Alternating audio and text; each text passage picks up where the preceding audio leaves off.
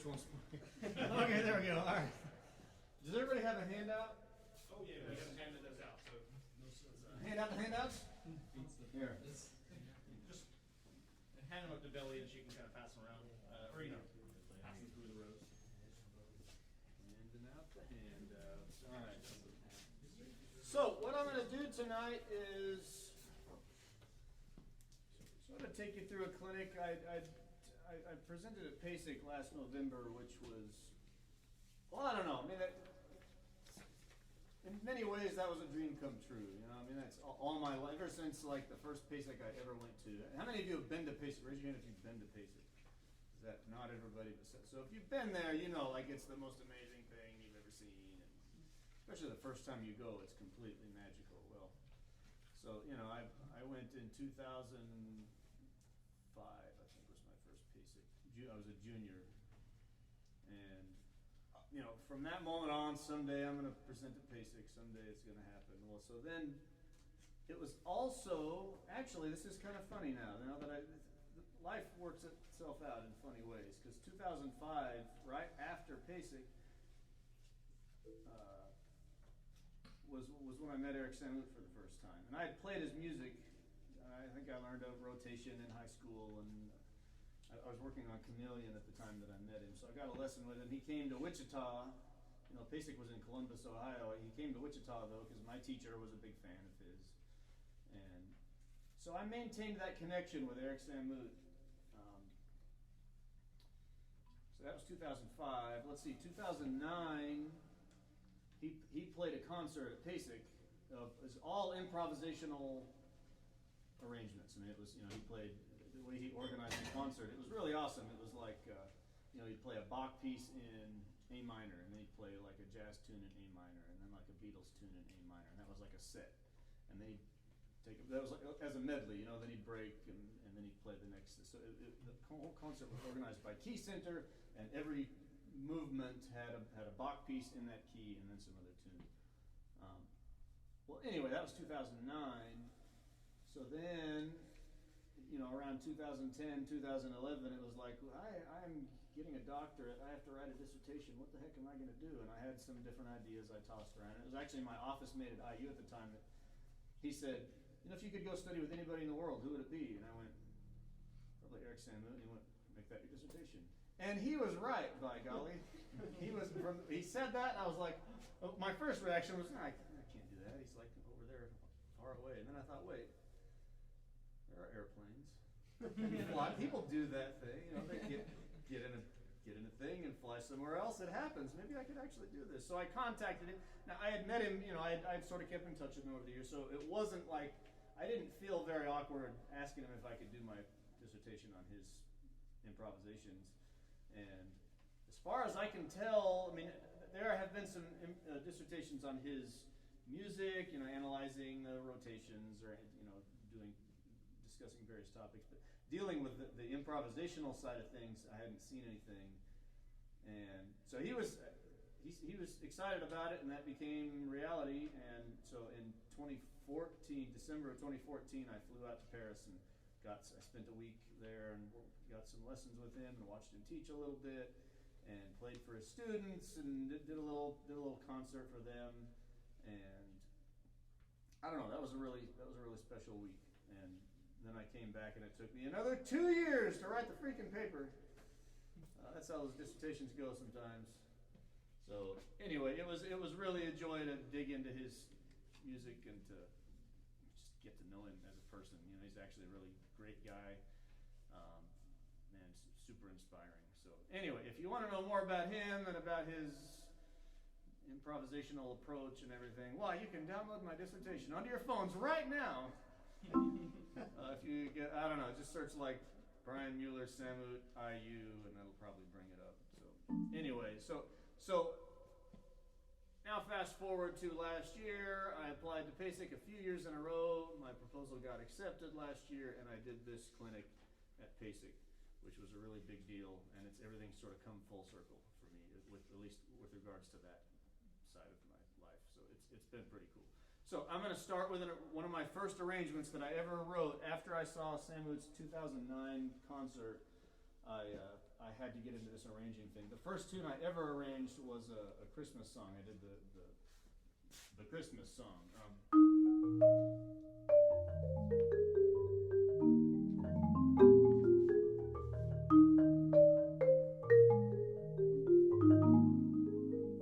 Which I haven't played that in a while, so I'm not gonna play that for you right now. But that was my first arrangement, and the second one was for my second recital at IU, and this is Over the Rainbow. So this is Over the Rainbow.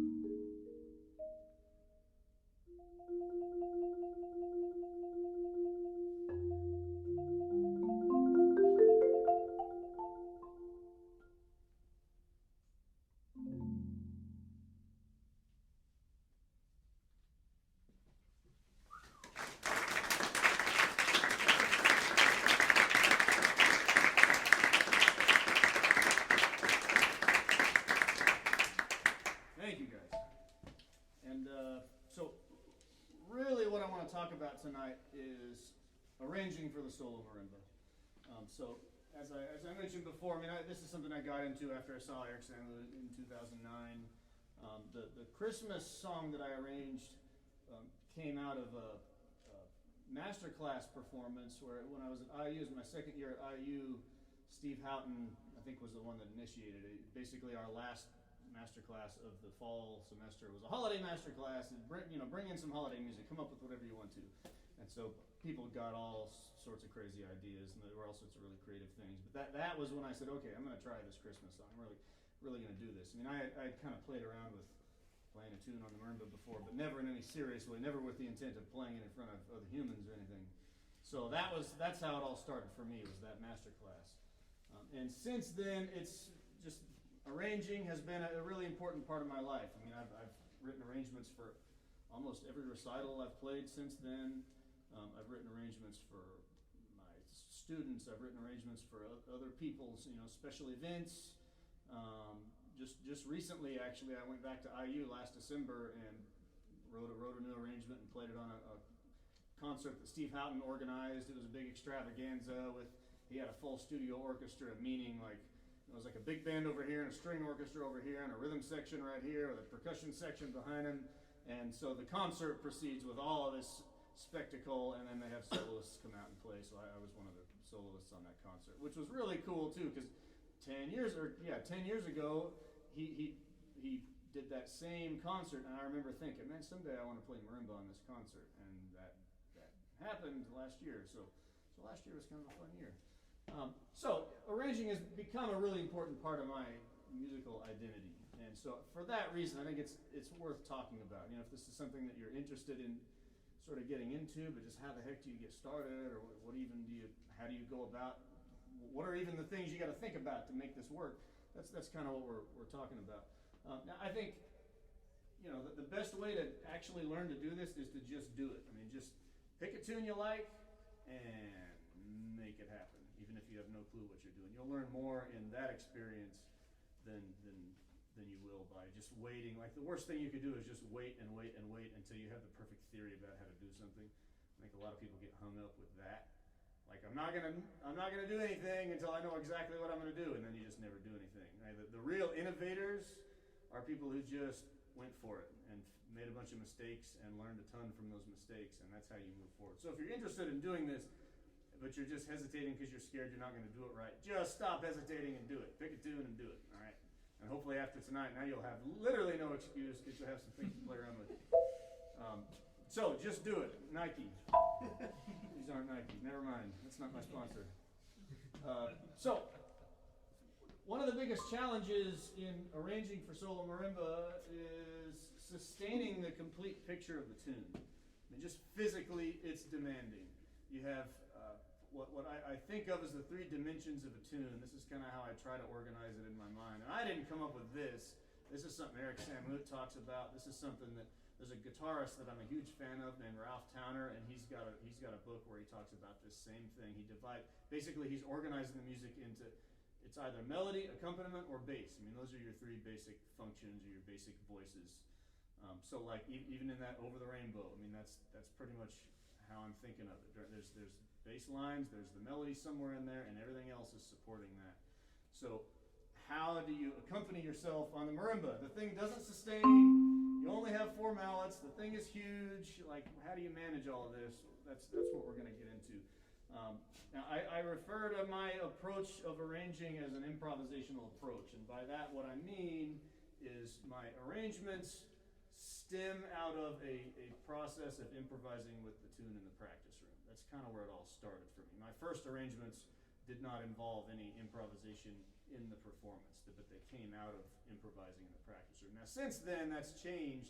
One of the side benefits of practicing in this way is that you will, if you keep learning tunes, keep arranging, you'll start to build a little bit of an improvisation of vocabulary, of just your favorite chord voicings, favorite little licks, favorite chord progressions and things like that. So I mean, a good thing to do is as you're working on arrangements, make a point of putting something new into every arrangement that you do.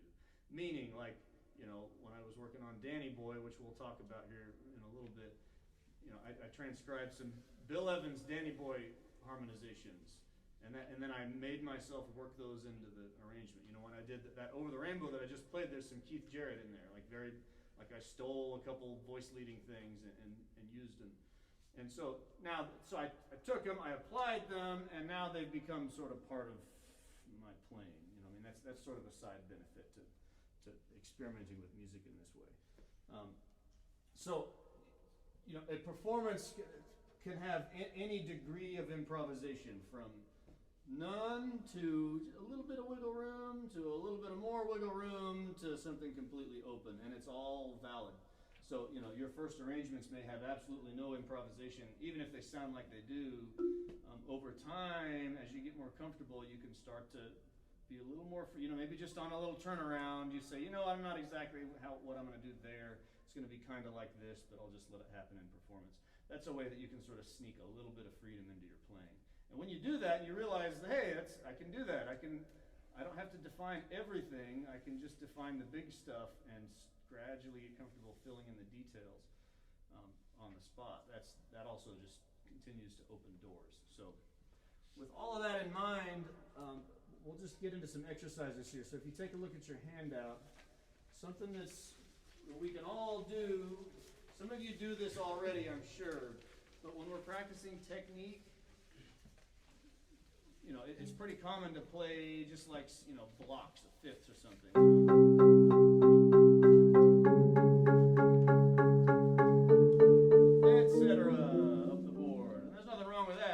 Should do that. In fact, you should do that on every interval. What do minor sixths look like? What do tritones look like? You know, that gets you comfortable with intervals. So do that. But in addition to that, sometimes pick a chord instead. I've been talking about seventh chords with a lot of people today. Seventh chords are great for mallet players because seventh chords have 4 notes and mallet players often have 4 mallets. So the voicing on your handout, there's a C major 7 chord spelled like this: C, G, B, E. Pretty. C major 7 chord. So if you practice your technique but just pick a chord, then you're working your technique, but you're also just training your ears. Like, the more you do that, the more you start to recognize the sound of a major 7 chord, right? So transposing up chromatically, or you can transpose any number of other ways. That's all good. Start with chromatic because it's the easiest way to sort of see what the next chord's going to look like. And when you get comfortable with that, then try a different chord type. So if we go to minor 7s, actually dominant's probably next on your sheet there, etc. Then minor 7 and half diminished are good. So take those voicings and you can try different inversions and you know, apply permutations to them. I mean, you know, this is a great way to apply, you know, maybe some patterns out of a Lee Stevens book or out of Kevin Bobo's book.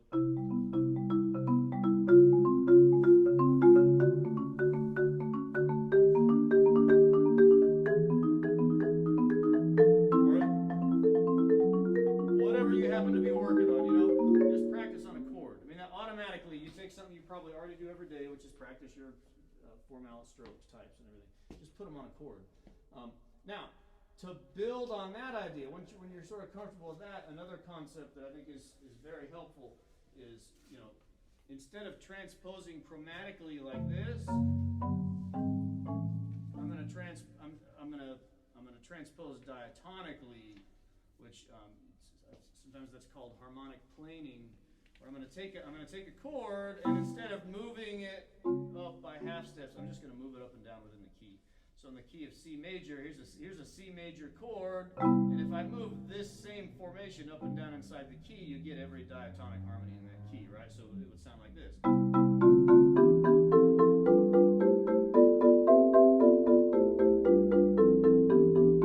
It's a great way to get to know the layout of a key on the instrument and hear all the diatonic chords. When you're doing this, try to be aware of what chord you're playing and what function you're playing. You know, I mean, it's a 1 chord followed by, logically, the 2 chord, and then 3, etc. It's pretty easy to manage in C major because all you do is, you don't have to think too hard. But put it in another key and see what happens. You might be surprised to find that even keys that you feel pretty comfortable in throw you a little bit if you try to move this around. So with any, you know, whatever key you're trying to get more comfortable in, practice like that, move one formation, one meaningful chord structure up and down within that key, you'll get to find what that looks like in every position inside the key. So harmonic planing, I think, is very useful. Now, you know, if you've sort of followed the steps up to that point, what we've done is we've moved from thinking about chords to now thinking about keys. So something else that we all need to practice, scales and arpeggios. A very simple tool it's so simple, but I think it's so powerful. I call it a left-hand position. And that term just came out of, I mean, Eric Samuel talks about what he does with his left hand a lot. I mean, when I asked him about improvisation, he almost immediately started talking about how he thinks about his left hand. So I just needed a term for it. So left-hand position. All that means, there's nothing revolutionary about this at all. Every marimba solo does this, right? I mean, if I'm on a 1 chord, an F major, then what chord is that? Somebody yell it out.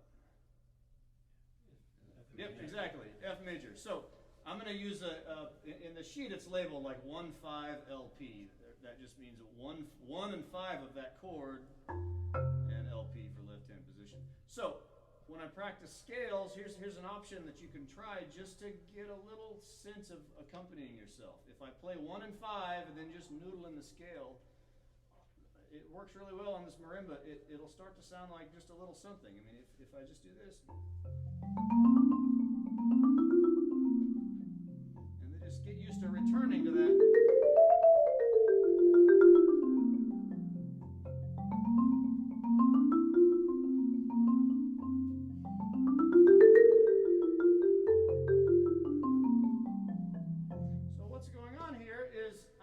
I'm stating bass and sort of a little bit of an accompaniment, and then sort of an important distinction. My left hand is doing bass, accompaniment, and then it's slipping up here to help out with the melody. That's how I'm thinking of that right now.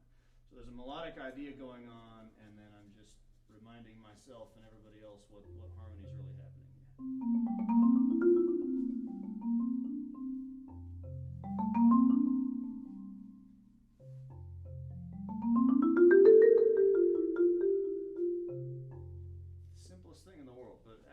Pretty darn well, right? So, of course, you can apply this to arpeggios too, right? So, I mean, all is anything that you would practice, maybe with 2 mallets.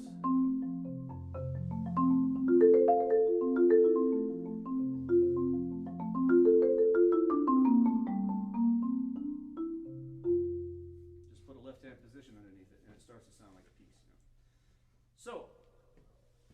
So now let's take that idea and plane it up the scale. So that was all on a 1 chord. So if we put it on a 2 chord, we're on a G minor. I'm still just going to use 1 and 5. There are many options. You can use 1-5, 1-3, 1-7, 1-8. If you want to put an octave, and you can think of it like that. You know, there are many options. I'm going to stick to 1 and 5 because it's simple.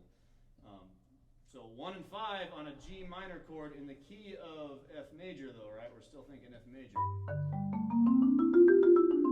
If you know your modes, you'll know, hey, that's Dorian. My good friend Dorian.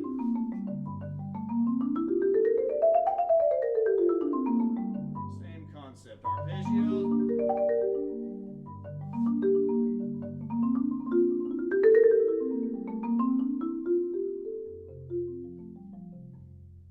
And then you plane it up to the 3 chord. A minor.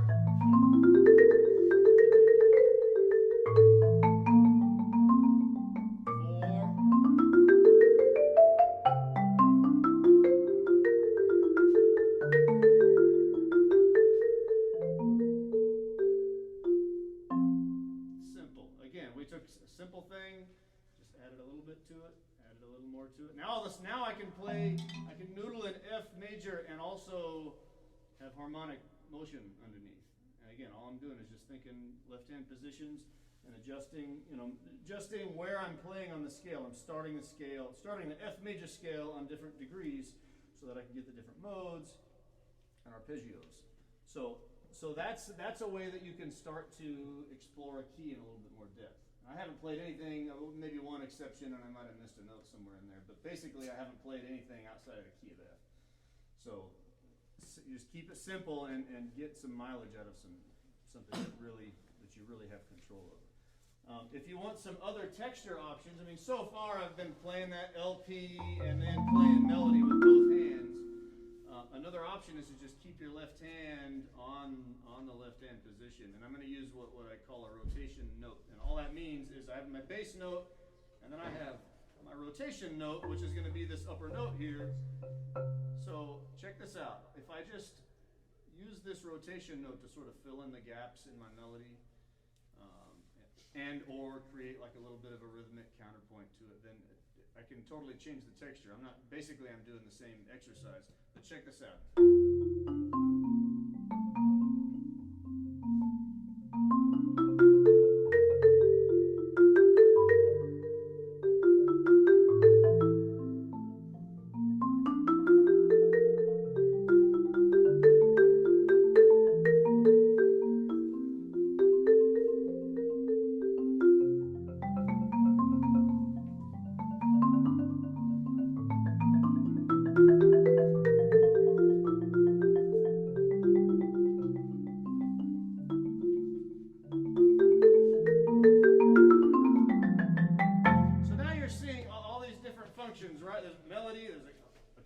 Simultaneously separated, like the texture, every time I take it a little step forward, it gets a little more interesting. And as you start to combine all of that, then all these options start to open up.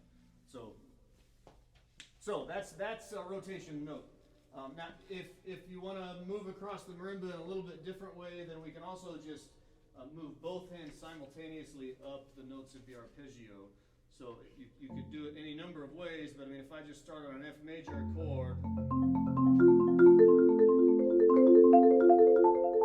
this gives me another way to move up and down the marimba. I'm not playing a scale, and I'm also not keeping my left hand stationary. I'm sort of moving up the chord now.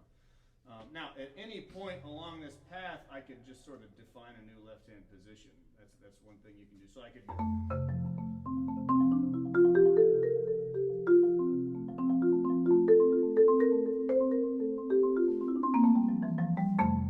So now that what's going on in the accompaniment can actually sort of change position inside that key.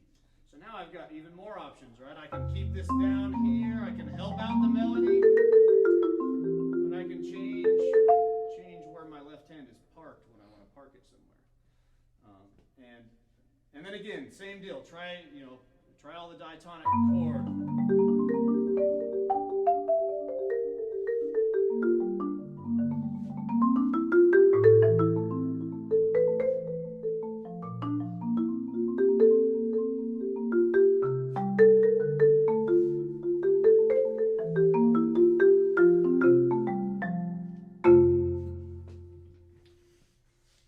One more left-hand option. Left-hand structures. So far my left hand has been on two notes, or I'm arpeggiating, or I'm sort of hanging out or helping the melody. So you can think of a larger structure for your left hand. So instead of 1 and 5, again, the simplest thing to do is just add the octave above that. So 1, 5, and 8, I think I labeled it on the sheet. Now I'm managing 3 notes with 2 mallets, now we get into stuff that's technically more challenging. This is all over Eric Sandler's music and other people's music. This is not, this is not exclusive to just his music. But he took this idea and sort of ran with it and turned it into his own thing. So if I play a bass note and then I play a couple other notes, now check it out. Now I'm on these 2 notes. I'm going to call this a rotation interval. So I'm thinking 3 notes, but I'm going to sustain these 2 notes by just sort of going back and forth, and again, using it in the same way that I use the rotation note. So I can sort of fill in the gaps in the melody, or again, play more of an ostinato kind of idea. But now it's possible to get the sense that I'm playing a 3-note chord with my left hand.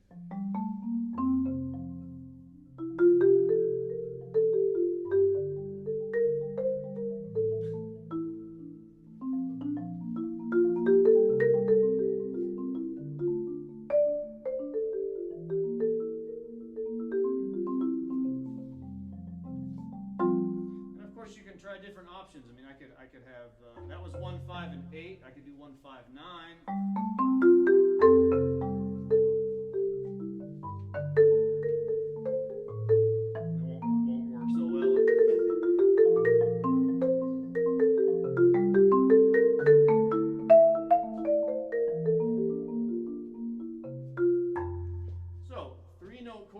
left hand, melodic stuff over here, and then occasionally assisting the melody with the left hand.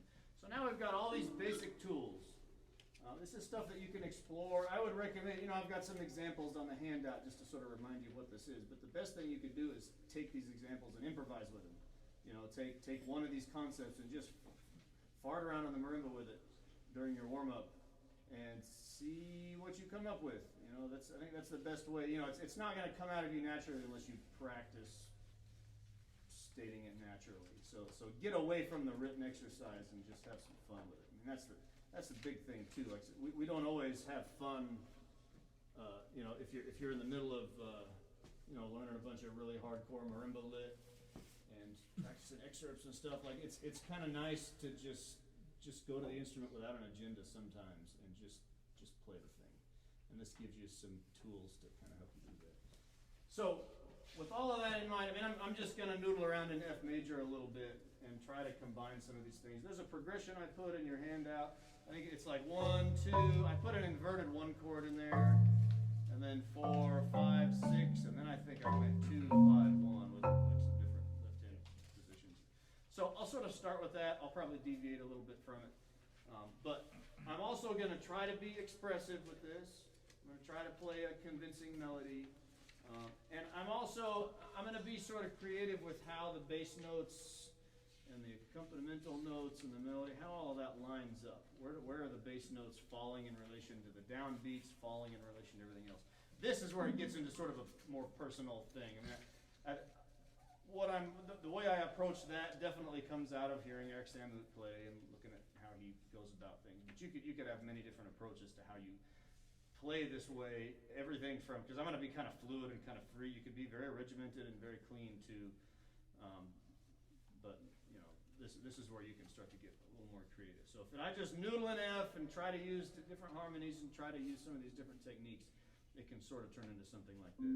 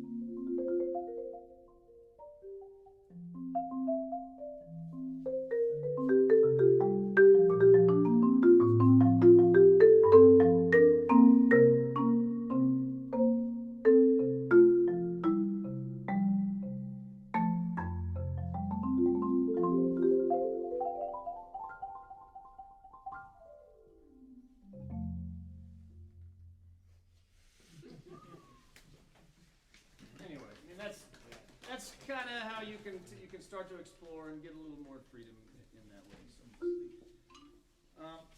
So now let's look at an actual tune. So this is we'll focus on Danny Boy, which is a tune that I arranged for one of my recitals. I can't even remember when it was. This was later than Over the Rainbow,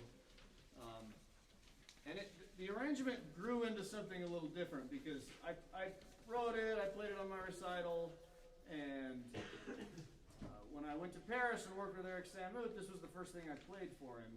And so this tune became sort of a springboard for talking about how he thinks about improvisation. And so I wasn't improvising in this at all at the time, and that was sort of my homework, was to improvise in the middle of this, add a variation. He uses the term variation more often than improvisation, which is sort of an important, subtle but important distinction. But he said, put a variation in there to sort of break up the two parts of the form. Basically, I had the tune in A, a little brief transition thing, and then the tune in B flat, and then I took it out. So just for the overall structure of the thing, he recommended a variation in the middle in A to sort of delay that modulation and bring more impact to that moment. So his focus, it wasn't just like, hey, you should improvise in this because it's cool. It was actually, you should improvise in this because it's going to make the structure of the whole arrangement more balanced, and it's going to lend more impact to the big moment when it modulates. That's his thinking all the time. It's not improvisation just because it's improvisation as a tool to create a certain musical effect or round off a form or whatever. He's always got a bigger picture in mind. He's not just he's never just like showing off. So that was one big thing that it was kind of cool to see that side of him. His sort of overarching artistic ideal may or may not involve improvisation. He uses it all the time when he's composing and performing, but it's not, for him, that's not necessarily center stage. So anyway, he recommended that I improvise in this thing, and then I was scared to do it, and it took me a couple of years to finally get around to adding that section and getting comfortable with it. So the arrangement as it stands now involves the section where I'm going to improvise over the harmonies. So we'll talk about that in a second. But when you're just starting a tune, you have to remind yourself that your goal should be to learn the structure of the tune, not just the notes, and not just, if you come up with a certain way of doing something, like just coming up with that and then memorizing the notes works, but if you want to get a little more flexibility, you got to think more big picture. You got to think about the harmonies, not just the notes, right? So that's number one, is think about the structure and build the tune up in layers. So the number one thing is you got to know the melody really well. If you're arranging a tune, the melody is the leader in everything. Like let your whole arrangement build around the melody and support the melody. And then you start to build up some of the other layers, the bass lines, the harmonies, the filling out the chords and everything. Ideally, learn that information by ear, if at all possible. Even if you've never done that before and it's kind of a struggle, it's worth starting with that. Try to learn it by ear. Don't immediately jump to a lead sheet. Listen to as many recordings as you can get your hands on, and learn something from each one of those recordings. You'll hear, if you pick a pop tune that everybody knows, how many versions of Danny Boy are there? I don't know, 2 billion, and then I added one, so now it's 2 billion and one, by golly. I have the 2 billion and first arrangement of Danny Boy. It says that right on the serial number on the back. So listen, transcribe stuff that you like, get harmonic ideas, get instrumentation ideas. Listen to the sound. You might hear a soloist singing it, and then you might hear an orchestra version, and then you might hear a rock band version, and all of that can give you some material to draw on as you're starting to put this arrangement together. But once you've listened to it enough, learn the melody by ear, and be able to just play it on its own. So, ladies and gentlemen, I give you the one mallet version of Danny Boy, arranged by Brian Mueller. So, you should be able to do this.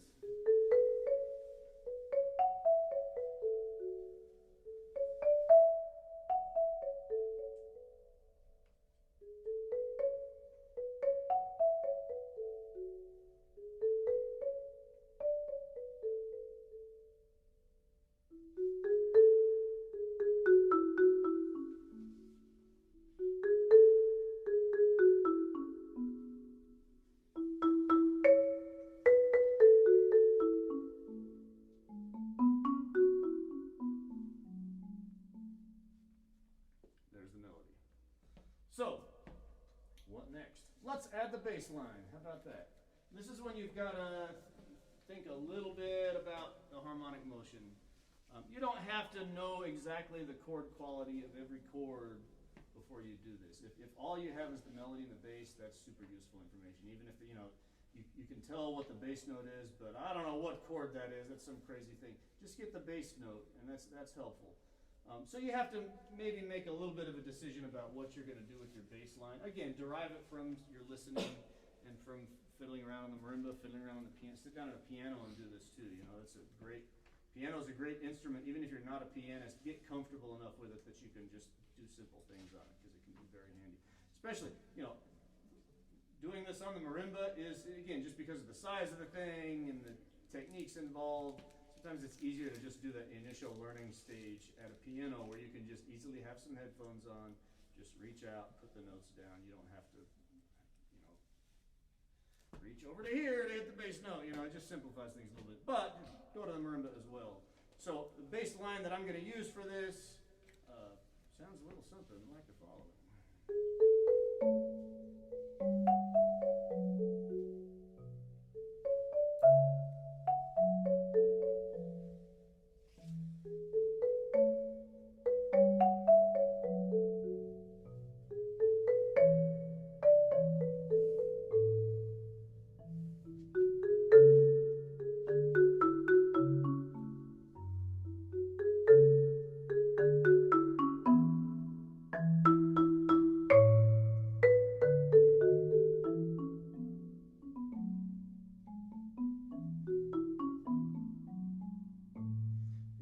Comfortable enough that you can be expressive with that, then you're starting to get the sound of the harmonies in your ears just a little bit. Again, that's sort of bare bones, but that's enough information to start crafting a little bit of an accompaniment to this.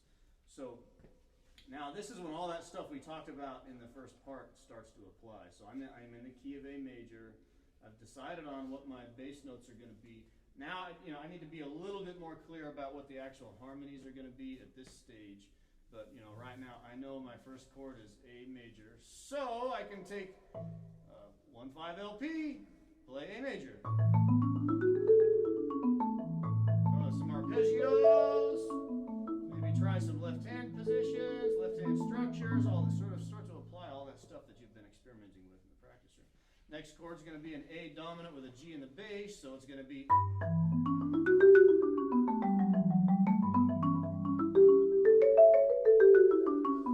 That's going to be D with an F sharp in the bass, B minor 7, A with a C sharp in the bass, F sharp minor. Now this is going to be like a B half diminished with the fifth in the bass, a little bit of a fancy chord, and then we have an E dominant.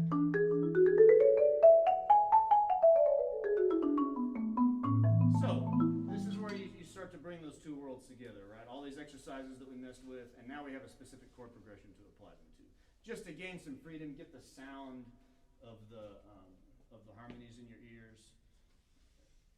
The step after that is going to be something that I challenge you all to try, which is I'm going to try to play an accompaniment. No melody yet. We haven't played the whole tune yet. We've been sort of building this up piece by piece. But if you can play a simple accompaniment and sing the melody over the top of it, then you really know that you know the tune. That's a great goal. And that's how you can also experiment with, how does the melody fit with the chords? Like, just get the sound really in your ears.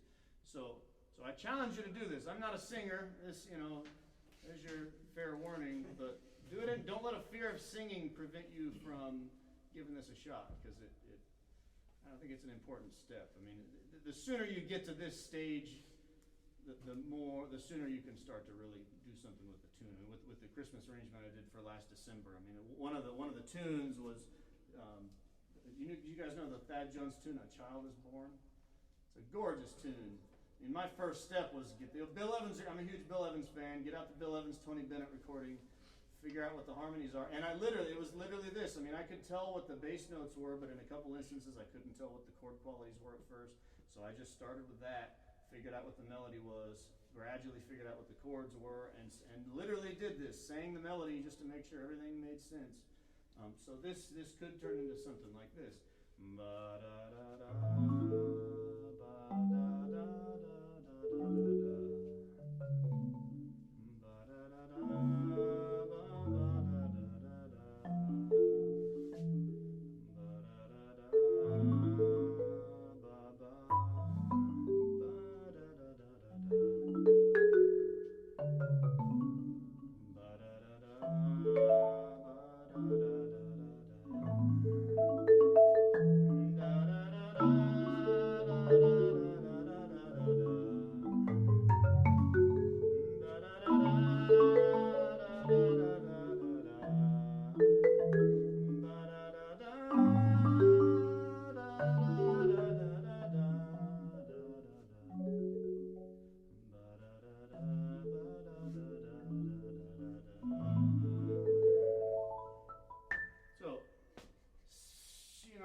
doing some little flourishy stuff, but the basic harmonies are really getting into my ears at this point.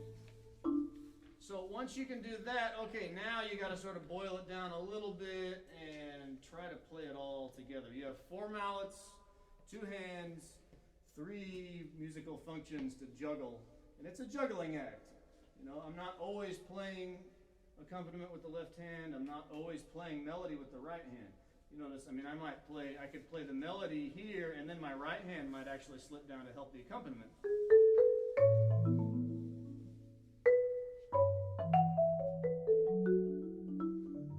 And that's, you know, when my right hand came down here, it was just sort of accompanying the melody that it had temporarily abandoned, you know. So, again, it's a little bit of a juggling act, but if you're familiar enough with each component of the tune, then you can start to play around with this. You know what it's going to sound like. You just got to figure out the stickings and what you're going to do. So it could turn into something like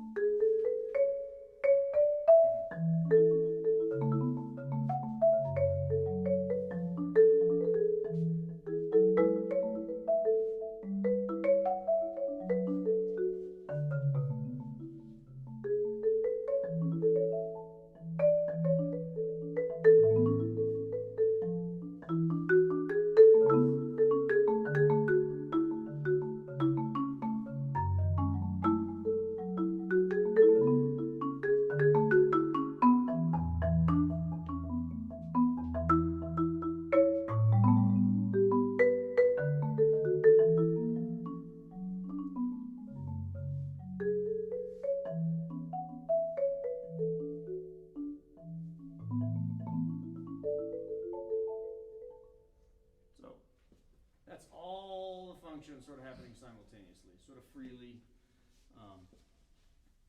Now, it's really at this point that you can start to really think about your arrangement. I mean, what we've been doing up to this point is getting to know the tune on a really deep level.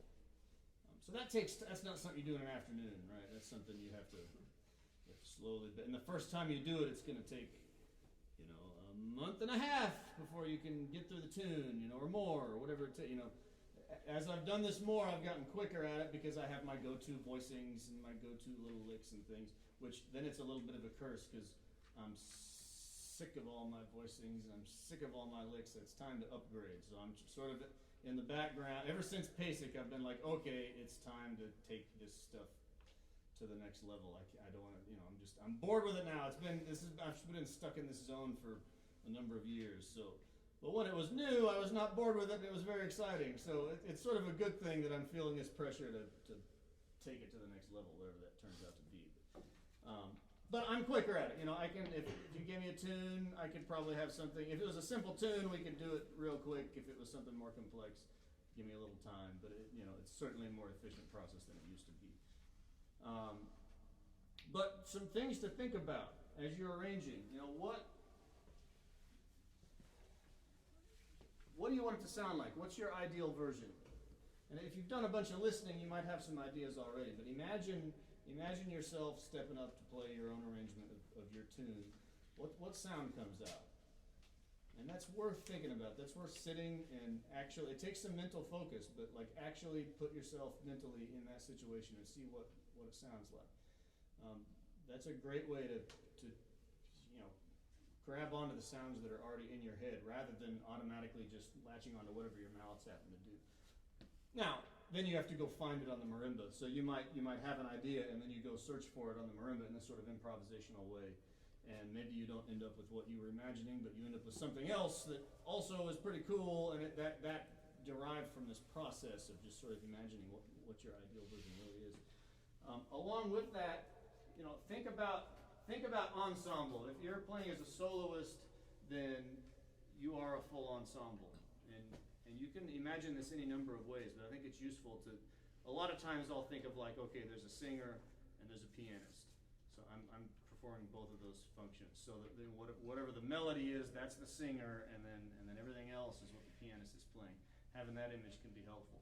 Or you can think all the way up to a full symphony orchestra, you know, I mean, maybe there might be some big old powerful chords, and then maybe that's like the low brass, you know, and that could be the brass section, and then maybe there's something a little more tender, and it's like the strings sort of coming in. I mean, if you have those kind of ideas in your head, something that gets beyond the marimba, I like to use the term. I like to think outside the bars when I'm trying to be creative at this thing. If you're only thinking about marimba stuff and permutations and all that, then I think it's kind of limiting. If you have a grander picture in your imagination, that will lead you to some ideas you might not find by only thinking about marimba stuff. So I think that's helpful. That's very helpful. The form of your arrangement, this is super important actually. I mean, this is really what sort of defines how your arrangement flows. I mean, just like with the Samut story, it needed a variation in the middle. Danny Boy did just to make the form make a little more sense. How does your piece begin? How does it develop? How does it end? Simple questions with sometimes sort of baffling answers. It's really important.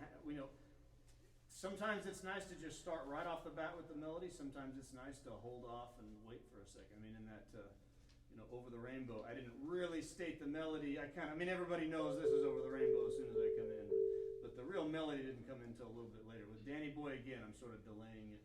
I think it's kind of nice, especially if I'm playing, we're all percussionists. We all see marimbas every day. Out in the real world, people don't know what the heck this thing is. So if I'm playing for an audience of non-percussionists, and if I'm playing in a church service or something, I mean, it's almost like a magical moment when there's this big thing up in the front of the room and nobody knows what it is, and lo and behold, I'm playing their favorite song this Sunday, and they don't have no idea what to expect. So if you start sort of mysteriously and sort of delay the melody a little bit, and then when the melody finally emerges, it's this sort of magical moment where they go, "Hey, I recognize that." I mean, that's a part of the arrangement. To what degree do I want to play around with that versus just state the melody blatantly right off the bat and anything in between, and then again, how do you end the tune? I mean, I back in high school, I had some jazz piano lessons senior year of high school, and I remember I brought a tune in for my teacher, and I don't know, I don't even remember what the tune was.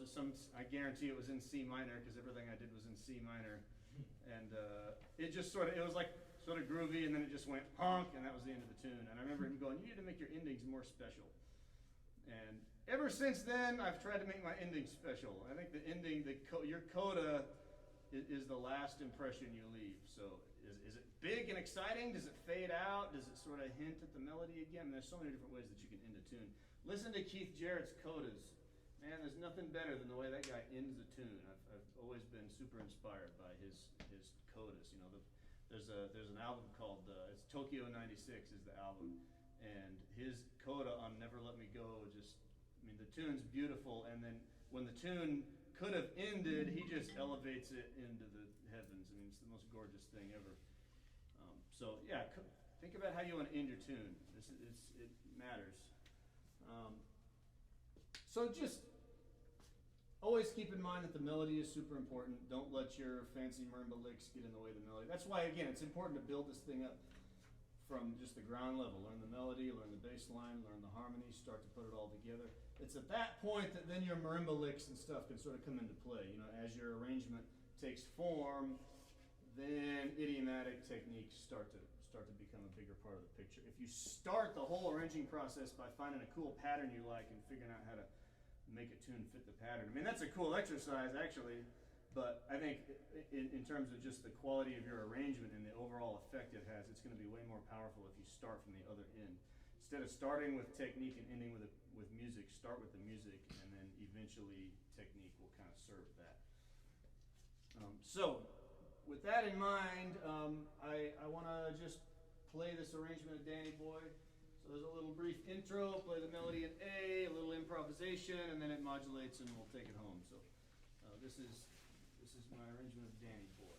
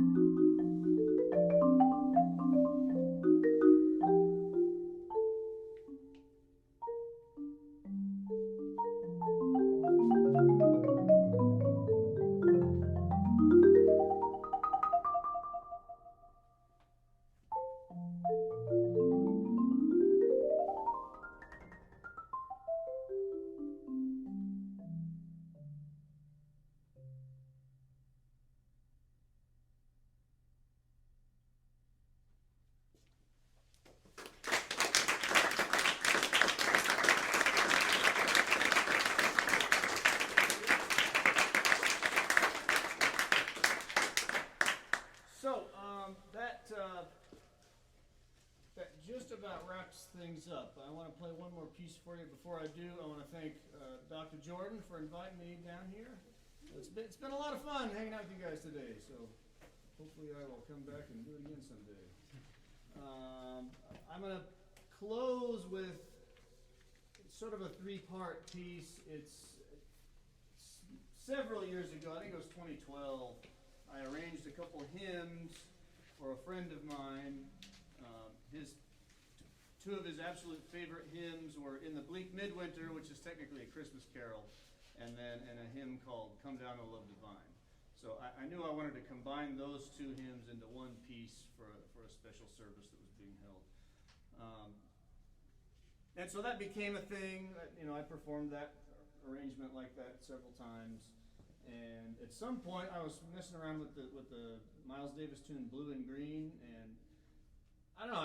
I tried it as an intro one time. I think I used this. I used the hymns as an opener to a clinic that I did, and I thought, maybe I'll try throwing Blue and Green in front of that, just to sort of almost like an icebreaker kind of thing or something. And it worked pretty well. So since then, I usually play them as a three-part medley of Blue and Green, followed by In the Bleak Midwinter, followed by Come Down, O Love Divine.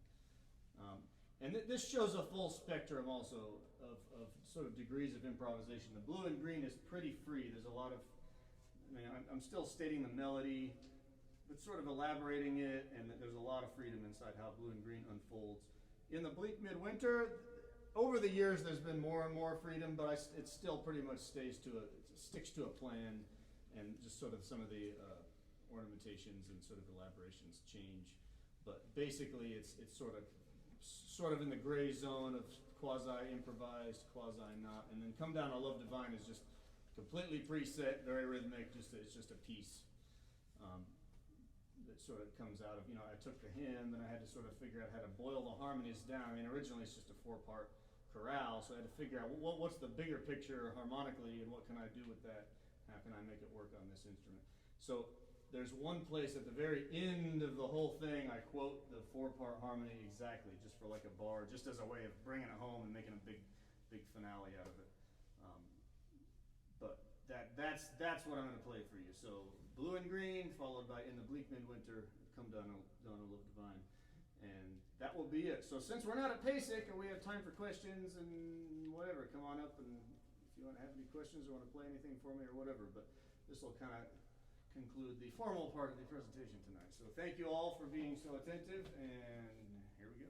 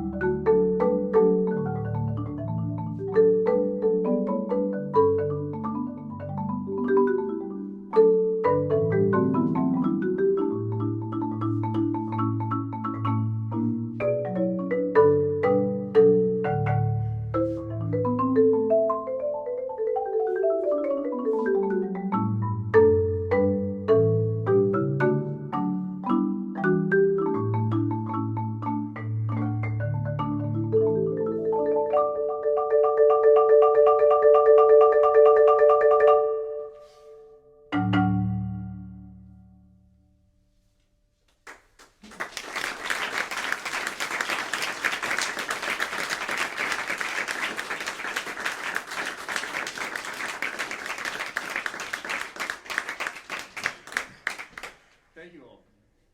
All right, some questions? Who has questions? Not a single person has questions.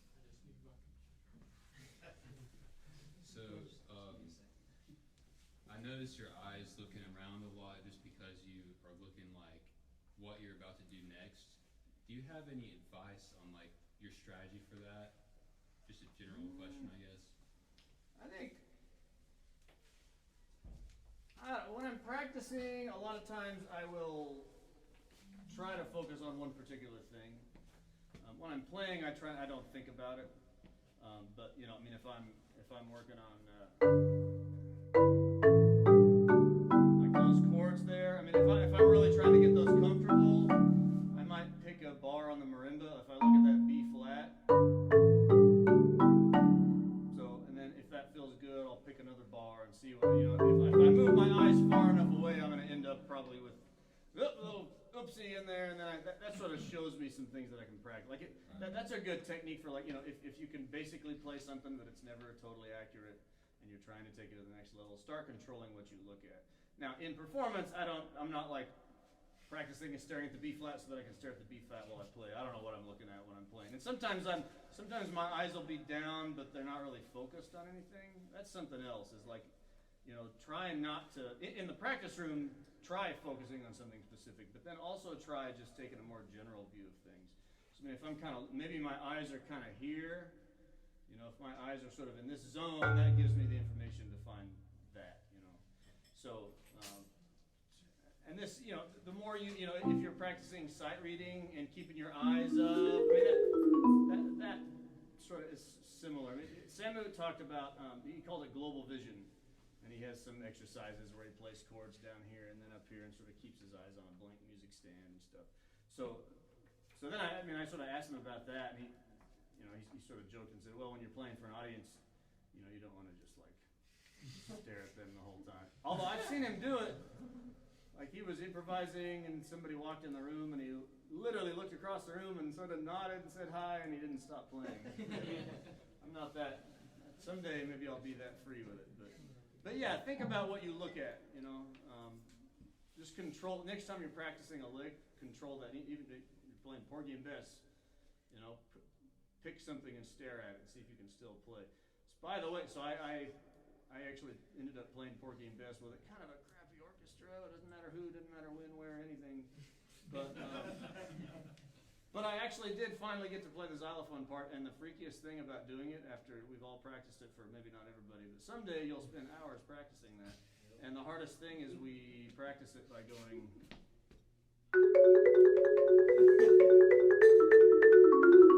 And in the orchestra, you have to go. And who knows where the conductor is? The brass is over there. Brass is on the other side of it. You know, they're going to be behind probably, and the strings are ahead, and you're right in the middle of the conductor somehow trying to hold it all together. And if you just get into your little zone and you're unaware of what's going on around you, then it's like, oh my gosh, I thought I knew this. So when you're practicing Porgy and Bess, practice getting your eyes up every now and then. Do that with everything. Just practice getting your eyes off the board sometimes. When I'm playing solo, my eyes are just down here, and I don't know. So there's that. All right, other questions?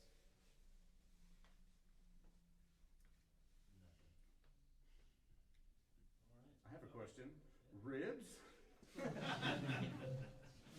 Seriously, anybody? Any questions, thoughts, comments, etc.? About anything. It doesn't have to be about even that stuff. Could be about the shirt. I don't remember where I got it.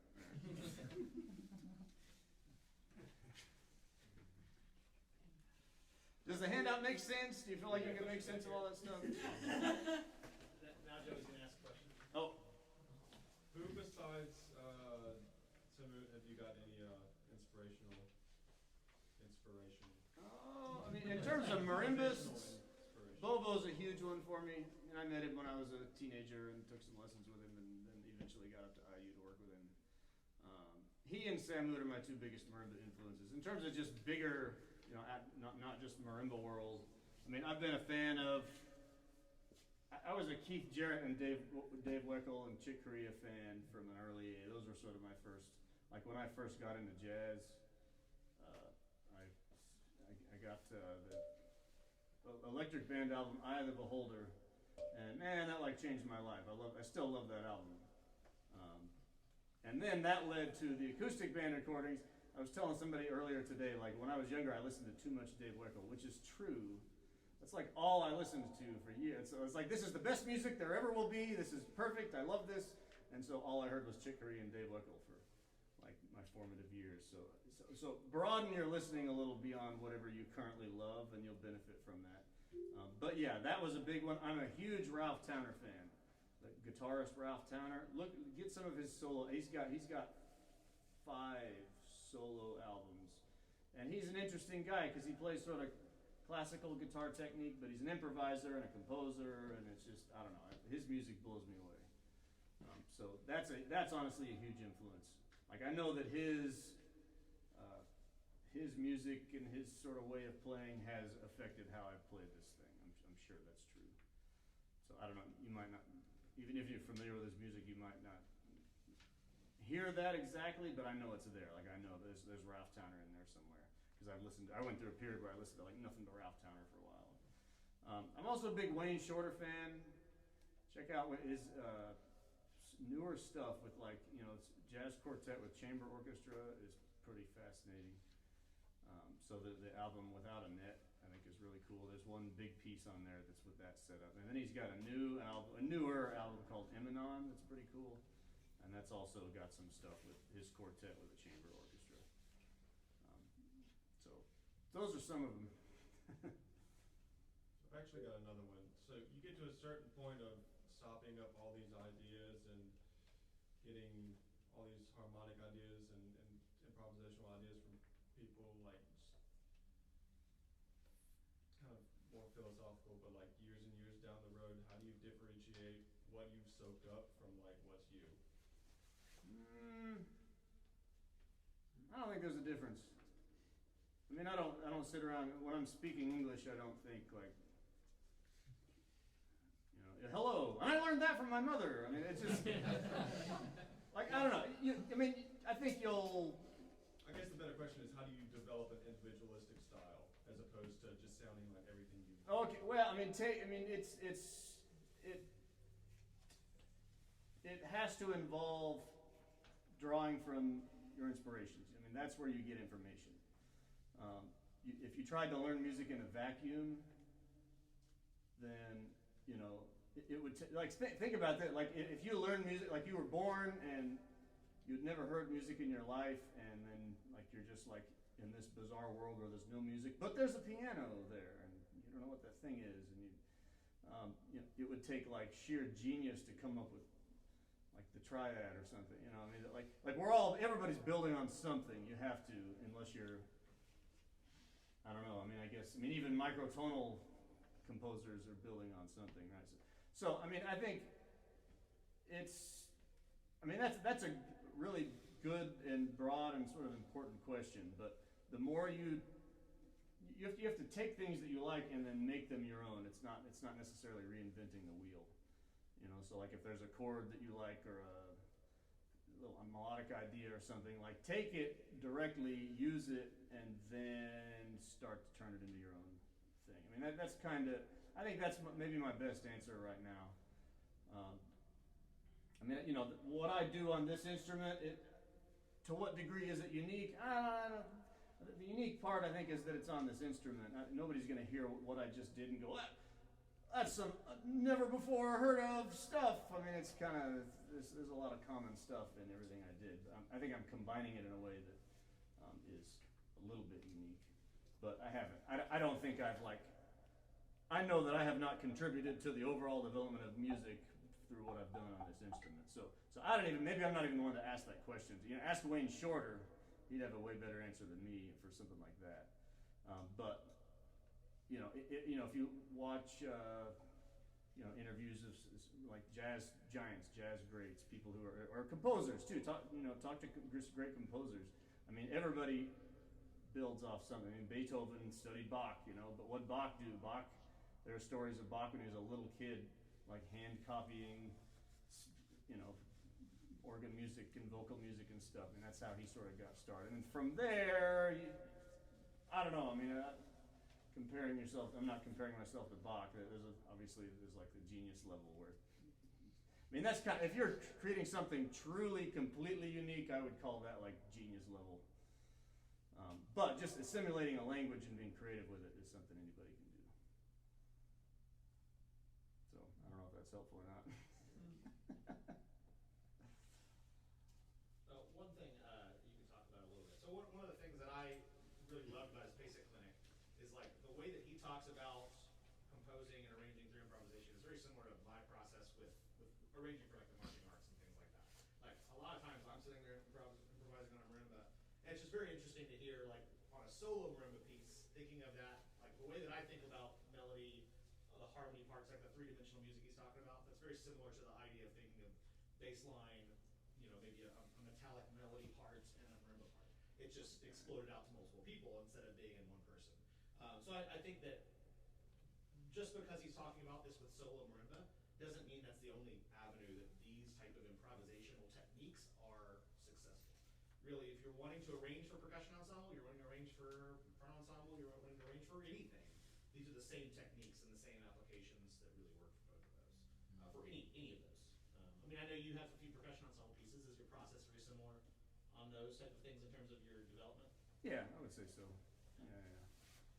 And I don't know, you know, some people work this stuff, like there was a student at MTSU that worked out a marimba arrangement, and he did it completely the opposite of what I don't write anything down until it's done. I mean, Over the Rainbow is not written out yet. Danny Boy got written out many years later, which is sort of a bizarre process to turn something like that into notation. I had to ask questions I hadn't asked yet, like, what is that rhythm? Is that a triplet? I don't know, so I had to kind of think about that a little bit. Yeah, I do have his copies over here of his arrangement of Danny Boy and Fairy Hymn. So if you just want to see what it looks like, because it's wacky, in the best way. So. Yeah. So yeah, there's a student at MTSU that did the opposite. He wrote it out and then learned it. And I just don't operate. His arrangement was great too. It turned out great. So, you know, this is just one of many possible approaches to this kind of thing. Any last minute questions? Are we good? Yeah. So how did the presentation kind of develop as you prepared it for pacing? Well, this is a sort of a culmination of, like, I had done some clinics over the course of a few years that sort of used some of this stuff. And so, and a lot of it's based on stuff that I had in my dissertation. A lot of it is. So it's sort of been in the works for a while. I mean, I had a very informal, sort of disorganized version of it maybe 3 years ago or something. And then I had to put my actual lecture recital together, which that was, the dissertation was totally focused on San Luis music. But a lot of these techniques sort of derive from that. So then after that, I did another clinic at some point where I just sort of added some more of my own examples and sort of reorganized some things. And then when it came time to get ready for PASIC, I basically knew what I was going to do. I mean, the big difference here was actually showing it being applied to Danny Boy, like showing that whole side of things. The exercises weren't really necessarily new, but like showing, hopefully bridging the gap between that kind of stuff and then an actual tune. That's what I had to put a little more thought into. And then I had to revive. Like I decided, I had to pick what arrangements I wanted to play, and then it was like, wait, I haven't played Over the Rainbow in like 4 years. How's this go again? And it's not written down, so I had to literally get my old recording out and sort of like transcribe myself a little bit to remember how it went. So it's been a long time in the making. That's not something that I put together. And as it got closer and I started to get nervous, I just had to remind myself, dude, you've been doing this for years. This isn't, you didn't throw this together last night. This is something that's been building up for a while. So that gave me some. I mean, that's part of why I felt like it was ready for PASIC too. Like I wouldn't want to go to PASIC with something that I was hoping turned out all right. It was like. This is sort of a complete thing. It's a part of me now, and so now it's ready because I know I'm going to be able to walk out and be confident. So I won't, the next time I do it, next time I apply to PASIC, I know it's not going to be for at least 2 or 3 years, and it's going to be after I've sort of gone through that process again with something. Hopefully, just build what I really want to do is build on this and then do like sort of part 2 or whatever. But that's not going to be possible until it's no big deal. Until I'm sick of it. That's kind of it. When I reach some new thing and then I get sick of it, then it's time for PASIC, because then I know I can do it without worrying about it. That's kind of how it's been. One last thing to think about, because as you talked about a little bit. So Mike Bird will be here next week. One of the most interesting things is how different Dr. Mueller's approach and Burrett's approach are, but how similar they are at the same time. Because I mean, a lot of Burrett's compositional style is based on techniques and improvisation on the instrument, and then transferring that into music. So I'm just really interested to kind of see a week apart the same general idea of terms of how to do it, but with very different results. Very different styles of results. Because I mean, I would definitely consider the way that Dr. Mueller's arrangements work and the way that Burrett's arrangements not even closely related, but the way that they start is very similar. Very improvisatory, very based on things that they're just messing around with, and then that turns into something. And again, it's going to be interesting kind of seeing that. So keep that in mind as we go into next week with Burr as well. I think that'll be an interesting thing to compare to. Yeah, that's the thing with this kind of stuff. I mean, so I guess this is part of it. This sort of relates to your question in terms. I took whatever experience I had with marimba music, whatever experience I had with other kinds of music, and plugged it into a process that made sense to me and ended up with this. And okay, Burrett's done the same thing and he ended up with that. Every person in this room could start down this road and end up somewhere totally different, And I think that's true. If you take it, if you work on it for like a month, maybe not, but if you really spend some time with it, everybody's gonna end up with something different. So that's kind of exciting. That's one of the cool things about whether it's arranging or composing or improvising or some combination of any of that. I think it's good to get into for that reason. You can sort of start to, again, as you pull in everything that you know about music and everything you're currently learning and everything you learn, the more you learn, the more you take in, the more you'll be able to put back out again. So listening to music is huge. That's something I feel like I don't do very often anymore. Like when I was like 20, man, I listened to music all the time, and I don't know, I just feel like I don't have time to sit down and really, once in a while I'll make myself sit down. I even bought a sleep mask. So check this out. This is weird, but I think there's validity here. If you cover your eyes so you can't see anything, but you have your eyes wide open and all you see is blackness, I swear your listening is heightened. If I shut my eyes and listen, I kind of drift off to sleep. But if I see literally nothing, but my eyes are wide open, I feel like, like when you're in the dark and like you think you hear something. your sense of hearing is like exaggerated at that moment, right? So try this next time you're listening to music. Put some nice headphones on. Just cover your eyes so that you literally can't see any light at all, and then open your eyes wide open and listen, and see if you get a little more intense listening experience. So that sometimes, if again, I wish I listened to music way more than I do, but sometimes I'll put on an album, put the sleep mask on, and just sit there and try to put all my focus on the sound. I don't know, that's a weird thing, but try it and let me know what the result is. Cool. Awesome. Well, everyone, thank Dr. Mueller for coming out.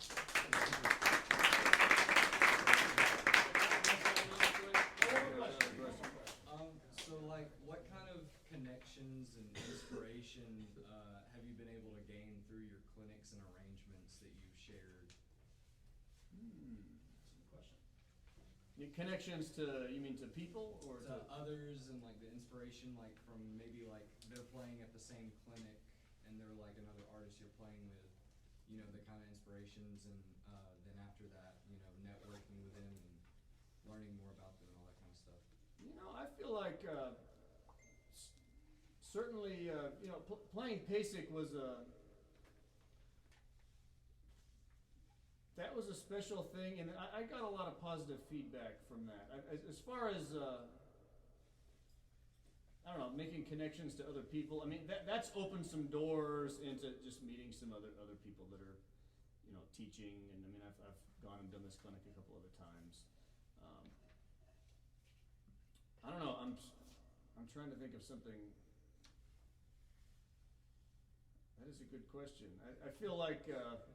Sorry, I'm also fading out a little bit here. He's been going for like 8 hours straight at this point. So. I want a good answer to that question. I can't think of a good answer right now. Can you ask the question once more? Yeah, just like what, I guess like how impactful have the connections that you've made been to you, like the connections you make through clinics and people using your arrangements and your style? I feel like I'm at the beginning of that still. Like, I know that I'm starting to have a little bit of an influence, because I mean, I know that some people are playing some of my arrangements now, and the people who saw the clinic, I'm sure some people saw it and went, "This is stupid," but the ones that were inspired by it, I have gotten some feedback. So, I don't feel like I've made any huge impact on anything, but I'm sort of starting to get my foot in that door. I mean, my goal isn't to I don't know, what is my goal? I do this because I like it, and if other people like it, then that's even better. But I'm not trying to take over the world or anything. It's just my little jazzy marimba thing. So, the thought that maybe I've had some sort of positive influence, I mean, that's kind of an honor, and it's kind of humbling and a little terrifying to me also. So, I don't know. That's kind of how I feel about it. I'm not, I love it if I find out that somebody really likes my clinic, or that they got all excited and went and got the music and what. I mean, that's cool. That's great. That's fantastic. But that's not exactly my goal. I guess I want to have some sort of. I'm hoping that people are inspired by this or whatever. Hopefully they'll see the instrument a little differently. Maybe they have some creative ideas that they're a little scared to run with or something. So I mean, that's fantastic if that happens. But I feel like my sphere of influence is still pretty small right now. And I don't know, I'm okay. As long as I keep on a good track and keep developing some things and keep everything else in my life going, then I'm okay with that sphere remaining kind of small. I mean, maybe someday, 10 years from now or whatever, maybe that won't be the case anymore, but I don't know. That's too much to think about. I mean, I can do my little thing, and I'm not, I mean, we know the players that have really affected everybody. I mean, okay, Eric Samuel's at the top of my list, Kevin Bobo, people like that. People like Pius and Casey that are just tearing it up. I mean, they have a much bigger influence than I do, and I know that, and that's okay, you know. So hopefully at some point I'll get to interact with. I haven't worked with them. I've met both of them through various encounters or whatever. But I mean, what I've done here and what they do that hasn't really connected yet. So I don't know. We'll just see what happens with that. But. And I'm gonna answer a little bit for him since we went to school together. One of the other things, and this is really tying into your question as well, how you develop your individual style. I think it's not only a matter of the artists that you respect and you study. A lot of it comes through the people that you're in school with. It comes through the people that you go to. So like, a lot of my best friends are people that I went to a summer seminar with, or I went to school with, and I think that being around somebody like Brian, for example, I still remember our very first performance that we did together. Was that first departmental at UNT, and he played Samoot's arrangement of Porgy and Bess, and I just remember being one of those like, holy crap, I never knew a marimba could sound like that. You know, he really approached things in a different way than I had been exposed to at that point. And you know, and I know that works vice versa. Everyone in the studio, you know, gains influence from somebody else. And I think that like I wouldn't be the player I am without having been around people like Brian. And I think that again that works in reverse. You know. Like, oh yeah, absolutely. So your style as an artist, as a musician, as a composer doesn't just come from music that you study, but also comes from people you've done it with. And I think that's a big key to all of that. So. Yeah. Definitely. Cool. Well, let's let him drive.